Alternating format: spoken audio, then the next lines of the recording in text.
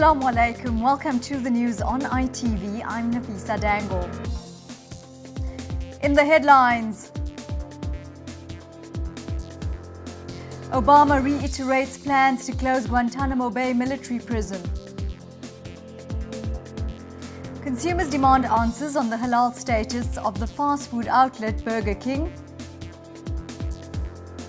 The US Secretary of State John Kerry has advised Israelis and Palestinians to resume peace negotiations. And British Muslims face a backlash after the murder of a British soldier.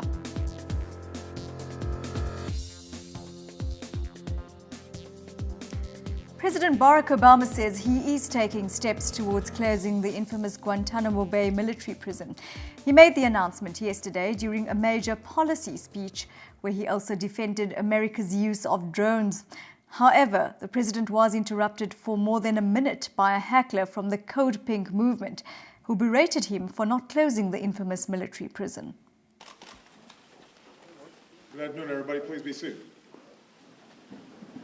And given my administration's relentless pursuit of al-Qaeda's leadership, there is no justification beyond politics for Congress to prevent us from closing a facility that should have never been opened. Today, so,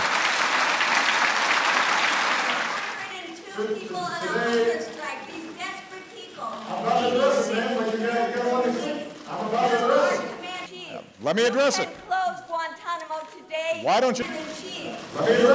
Let me address it, ma'am. Close Guantanamo today. Why don't you address it? Release those 86 prisoners. The voice of that woman is worth paying attention to. Obviously, I do not agree with much of what she said. And obviously, she wasn't listening to me in much of what I said. But these are tough issues. And the suggestion that we can gloss over them is wrong. Look at the current situation, where we are force-feeding detainees who are being held on a hunger strike. I'm willing to cut the young lady who interrupted me some slack because it's worth being passionate about. Is this who we are? Is that something our founders foresaw? Is that the America we want to leave our children? Our sense of justice is stronger than that. Today, I once again call on Congress to lift the restrictions on detainee transfers from Gitmo. The saga around the halal status of fast food outlet Burger King has left many consumers confused. The outlet was certified as halal by ICSA, and claims of haram business dealings surfaced after the opening. After the store's opening, there was a huge outcry from sectors in the Muslim community in Cape Town about the halal status. Subsequently, the MJC issued a fatwa saying that the food at Burger King is halal as certified by ICSA. Sheikh Ahmed Sadiq, the head of the MJC Halal Trust. The Fatwa Committee has come out with the fatwa basically saying and stating that the two issues are separate issues. That the halal status of Burger King, because it had been certified and the necessary investigations and verifications have been done by a certifying body, namely ICSA, Islamic Council of South Africa. They've done the necessary investigation according to them, and they've then, certified or issued the halal certificate for Burger King on the basis of all the everything intact as far as Islamic requirements, dietary requirements are concerned. So the fatwa is basically saying if that has happened, where the necessary investigations from a credible halal certifying authority has done it, so we cannot say that Burger King per se is not halal. So in other words, it is halal. Jason Clare, the CEO of Burger King South Africa, thanked the community for their support and promised that the stores across South Africa will all be of halal status. The community supported us 100%. We didn't have any problems at the store. While the discussion was going on around the halal certification, if anything, our Muslim customers were standing like everyone else for up to 2 hours every single day since we've opened, trying to get their hands on a Whopper. So the community was fantastic. I think it was obviously at a much higher level than our customers, and the support was phenomenal. And going forward, I think now that we have put this all to bed and our halal certification stands, I'm sure we will now even get more of the community coming to support us. It's a decision that the board of Burger King South Africa took. All our stores will be halal.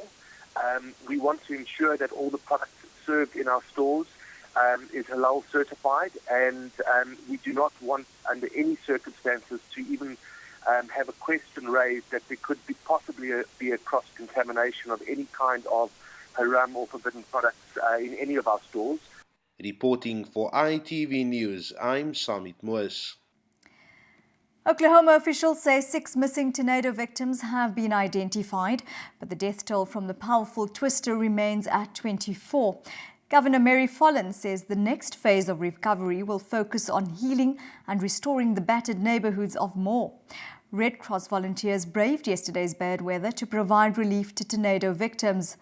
Volunteers delivered hot meals, water and fresh fruit to grateful residents in some of the tornado-battered communities. We have been able to identify the 6 missing persons that were thought to be missing. Some were in hotels. Some had, one person I heard put a note on their door and said, "Tornado's coming and I've left my home." And so we've been able to locate those people. We did have one person that was missing that was part of our 24 number count of death counts, and that person has been identified. Our main task now is to work on recovery for the various communities, the debris removal itself, to get the utilities back up and operational, streets open, businesses open, to help the families certainly get into their communities to be able to retrieve their personal items and goods. The head of Al Muhajirun in the United Kingdom, Anjem Choudhury, has blamed UK's foreign policy for the hacking of an off-duty soldier in the streets of Woolwich on Wednesday. He says he knew the man that was responsible for the hacking in person and that he was an ordinary Muslim who was concerned about the plight of Muslims in the world. I can see from the clip yesterday that one of them is Brother Mujahid. He's a revert to Islam.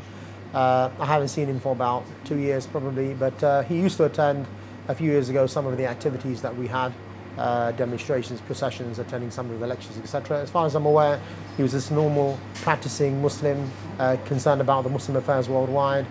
And I think that we need to look at 2 things. Number one, the cause of what took place, which is clearly the British foreign policy, and also the situation of the Muslims in this country, that there are so many draconian laws and oppressive legislature where the Muslims cannot express themselves freely. They're subject to stop and search, prescription, they're constantly being harassed. And we saw with 7/7 with Muhammad Siddiq Khan that he said, look, my words are not being heard, therefore I'm expressing them in a different way. And he was saying, I think, something very similar yesterday.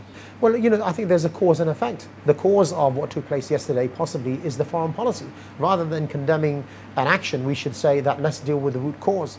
If we withdraw troops from Muslim countries, if we stop using all of these oppressive measures, then I don't think these things would take place. US Secretary of State John Kerry says Israel and Palestine need to seize the moment and resume peace negotiations. Kerry made the statement yesterday while meeting with the Israeli President Perez. He also held separate talks with Palestinian officials on Thursday and acknowledged there was considerable skepticism that the 2 sides would resume peace negotiations. And I think that the importance of trying to resolve this in this moment where there is a willingness for people to look for a way can't be overstated. You said if you succeed or if you fail, it's not me, Mr. President. It really is a question of whether Israel and the Palestinians make the choices. And the United States of America, through President Barack Obama, is completely at the disposal of both parties. Stay with us. We will be back shortly after this break.